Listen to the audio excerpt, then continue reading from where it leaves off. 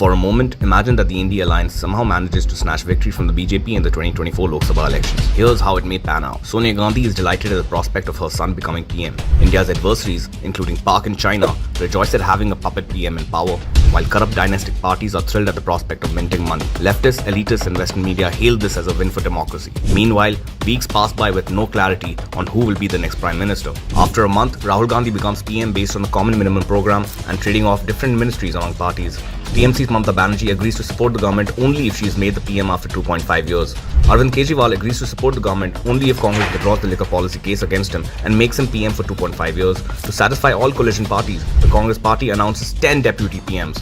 Mamata is made a deputy PM and gets the Home Ministry. Rahul Gandhi keeps the Defence Ministry to himself so that he can sign defence deals through middlemen. Akhilesh Yadav is made Deputy PM, handling the Ministry of Drinking Water and Sanitation. Railway Ministry and Animal Husbandry obviously goes to Lalu Prasad Yadav. His son Tejasvi, who didn't even complete schooling, gets the Education Ministry. Uddhav Thackeray becomes the Deputy PM with no portfolio. Shashi Tharoor is given External Affairs and Women and Child Development. Stalin makes his son Udayanithi the CM in Tamil Nadu and becomes the Deputy PM, holding the Ministry of Culture, vowing to eradicate Sanatan Dharma, aligning with Rahul Gandhi's aim to fight Shakti in Hinduism. Meanwhile, Rahul Gandhi goes about undoing the decisions taken by the Modi government from 2014 to 2024. He decriminalizes triple talaq and makes it legal to satisfy his core vote bank. The Citizenship Amendment Act is revoked and a new act that gives citizenship to Rohingyas and illegal Muslim Bangladeshi immigrants is passed to keep the Muslim League Party happy. Rahul then brings back Article 370 and 35A and makes them permanent provisions of the constitution through a presidential order, just like his great-grandfather did. He takes the territorial disputes over Jammu and Kashmir and Ladakh to the UN, just like his great-grandfather did. History textbooks are further secularized by leftists to glorify Mughals and the Nehru-Gandhi family. Aurangzeb and Tipu Sultan are hailed as the greatest rulers and embodiments of peace, while Shivaji is portrayed as a Hindu fascist. The PM Museum is restored as the Nehru Museum, and contributions of Bose, Patel and other freedom fighters are reduced to footnotes so as to portray the Congress as the only force that brought freedom to India. The head of Sardar Patel's statue in Gujarat is replaced with Jawaharlal Nehru's head. The Congress government also allows the construction of a mosque at the Ram Janmabhoomi site to uphold secularism. Consolidating the traditional vote bank on one side, Rahul Gandhi implements his caste census plan to divide Indians, especially Hindus, along caste lines and pits 90% against 10%. The 50% cap on reservations is removed and a quota system is implemented in both public and private institutions, completely killing whatever meritocracy was left in the system. After ensuring Indians remain divided on caste basis, Congress keeps fanning the north-south divide, exploiting regional fault lines. Separatist elements across India are emboldened, be it the Dravidianists in Tamil Nadu, the Khalistanis in Punjab or the Jihadis in Kashmir. Institutions like I.N.D.I Ayog and the GST Council that ensure states' rights and a sane policy making are scrapped.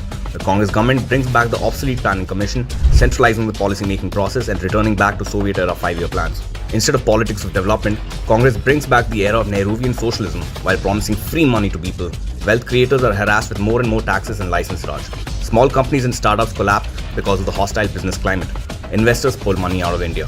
India's ranking in ease of doing business and GDP growth nosedives. Stock markets go on a free fall. Millions go out of jobs and unemployment hits a record high. Inflation hits double digits, further worsened by freebie schemes and endless money printing, putting even Venezuela to shame. Excessive free money circulation leads to currency being held by people to lose all value, resulting in crores of families losing their entire life savings. People begin to queue up in front of government ration shops. With the press growing critical of the administration, the government imposes emergency. Indira Gandhi would have been proud. Civil liberties are suspended, press critical of the Gandhi family is attacked, and political opponents are jailed. It is 1975 all over again. Taking advantage of the unrest, China pushes itself into Ladakh and Arunachal Pradesh. Northeast India witnesses a rise in insurgency by Maoist groups funded by China. Congress doesn't order the Indian army to take action because of the Congress-China MOU. Instead, Congress agrees to let India become a part of China's Belt and Road Initiative. China builds ports along India's coastline and stations troops there to protect its infrastructure assets. New Delhi is now vulnerable to all external threats from all sides. Unable to bear the stress of the job, Rahul Gandhi goes on a vacation to Thailand. Public anger mounts over the government and anarchy hits the streets. Arvind Kejriwal pulls out of the government and seeks political asylum in the USA.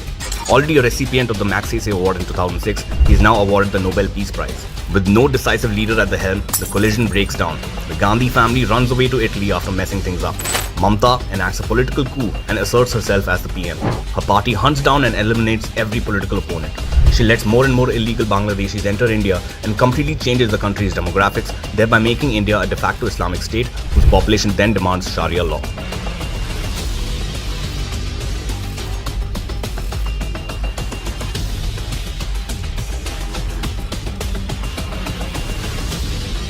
That's when you wake up and realize it was just a night. To prevent this nightmare from becoming a reality, vote for PM Modi, vote BJP.